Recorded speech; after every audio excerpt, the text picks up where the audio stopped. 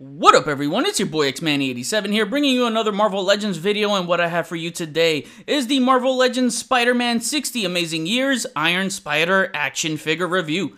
Before I get into everything, if you could please leave a thumbs up like rating on the video, it'll help show your support for my channel and I greatly appreciate it. Now with that said, let's go! Alright, so let's see what we get here for the $33.99 price point. Starting off with the head sculpt, as you can see, the eye lens are painted in a nice metallic shiny gold, so I do like that. The head shape is alright. I'm not feeling the jawline structure right here. I feel like it's too broad, and it doesn't help that he has a pencil neck, so that does not complement the jawline. I do not like that at all. So something about the head too just feels utterly cheap. If I pop it off, I don't know, something is just weird. And oh my god, are you seeing this? Are you seeing this right here? The head is gummy as hell. Do you see me squeezing that jawline right there? It's pliable. Holy crap. Is anyone calling out the gummy head on this shit? I want to know. I want to know. Then we look at the rest of the body, and there's a lot of problems I have with this figure.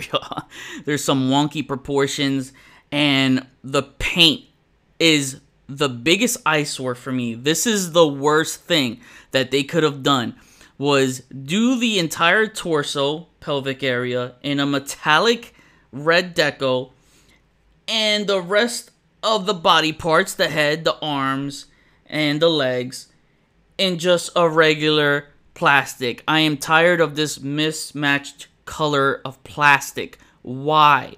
This is not $33.99 worth. Hell no. Like, it's got to be consistent throughout. Why isn't it a metallic deco all over? Hell, I would have done without this metallic marble, whatever kind of deco they have going on in this torso. It's absolutely ugly, man. So yeah, you got the metallic gold paint on there, which is nice, you know, but it still doesn't save the rest of the color pattern for the figure. I think the gold paint is the only good thing going on here. The rest of the colors just, yeah, they're not up to par. It's a big difference, right? I mean, you can see that shiny red and the dull plastic red. That's just bad, man. Why did they do this? And then you get the butterfly joints here, and it's not in that marbly, swirly, metallic red. It's just the same as the dull plastic red, and it just throws everything off, man. It's just really, really bad. I'm okay with the shoulder traps. I think the butterfly joints are, that's all you get. It's not really much. The arms, so the arms do look good. I like the way the biceps look. I like the way the triceps look, the forearms.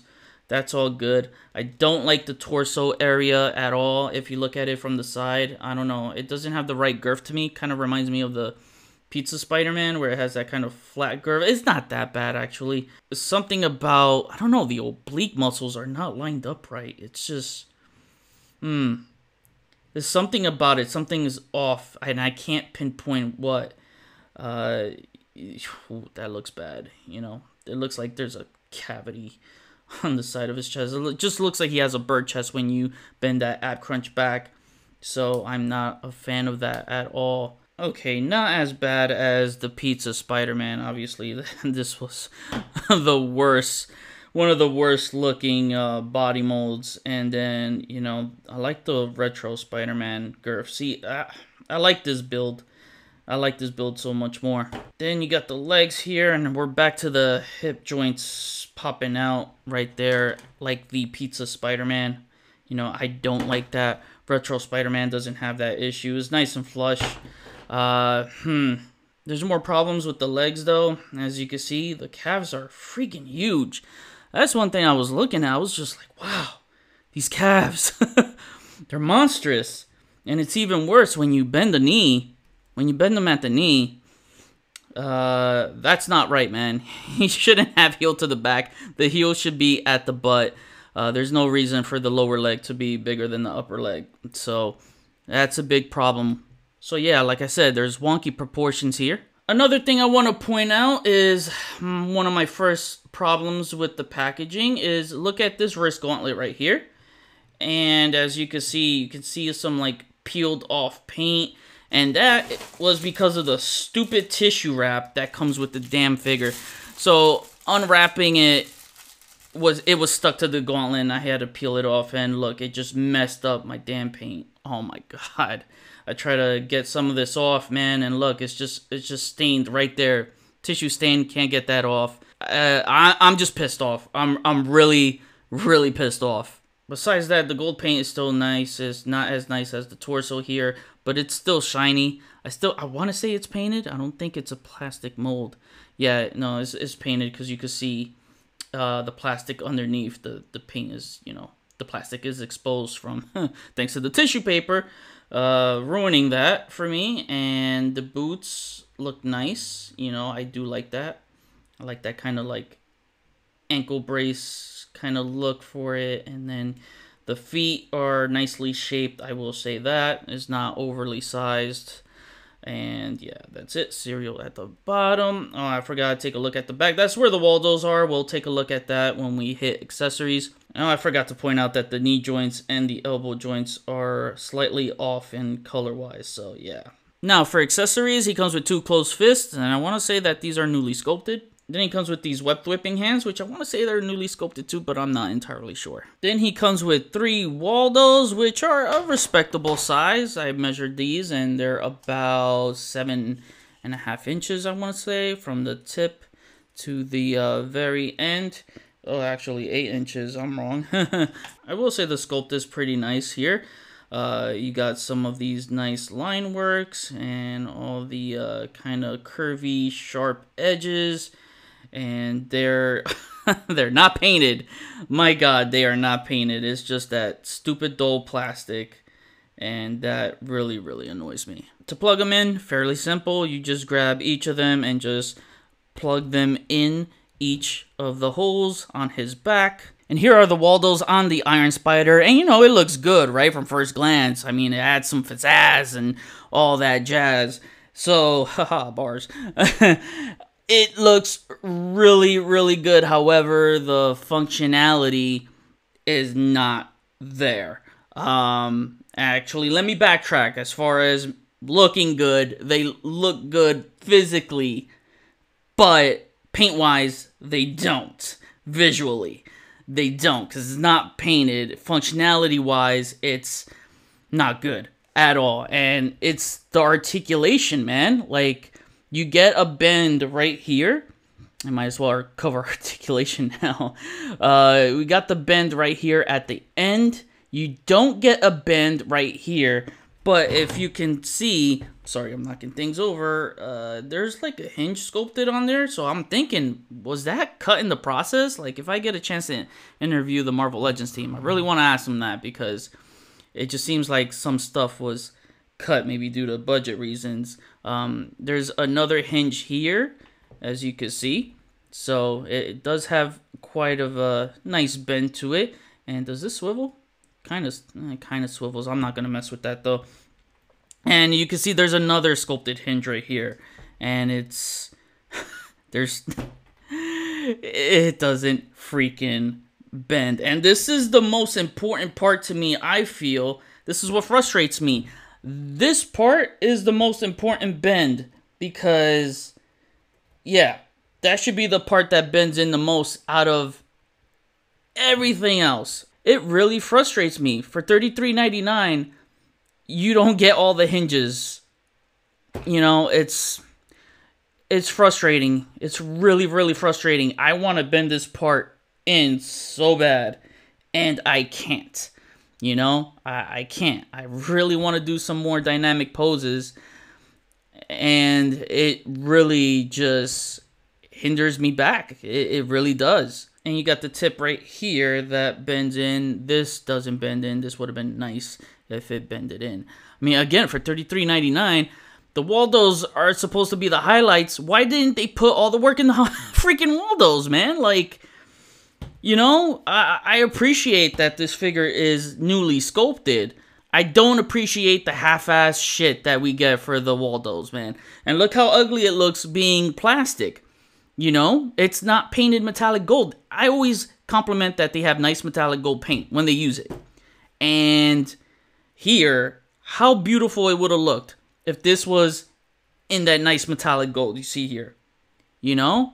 They do it to themselves, man. It's like, come on. Do you not care about how good your product looks? So you guys really think this is worth $33.99? You know, like, I'm serious. This is where I'm going to get you thinking, all right? Let me pull out a $29.99 Mattel figure. Oh, what do I have right here? What do I have right here? A bendy wired fabric cape for $29.99. I mean, throw in some extra heads and some extra hands. You got some weapons, 2 shields and a sword. Oh, wait, hold on. Let me bring out another $29.99 figure. All right. We got Beastman. You got a freaking helmet. You got soft goods here. Nice fur. All new sculpt. You got a whip. Also, another, I count this as soft goods. You know, it's a rope. Another harness. A big-ass spike club. Some alternate hands. $29.99. $33.99. Okay? Yo, Hasbro. Mattel is showing you up. Mattel is showing you up. And these are pinless, too. Pinless. Crazy, right? How Mattel is showing Hasbro up. You're definitely not getting the bang for your buck for the $33.99 price point, I feel. I don't know what they're going to do, what else they're going to do with this. You know, are they going to do a running change? I don't know. And if they do, how can you tell if it's closed box? You can't tell if they do a running change in case they, like, fix the metallic red, like, you know, the limbs and the head and actually match it with the torso. You won't know if there is a running change. However, I do see them doing a repaint of this in the black and gold armor version that Ceres did the update for and added an extra Waldo. Obviously, the repaint is coming because, you know, it's Hasbro, right? That's their specialty, is repaints.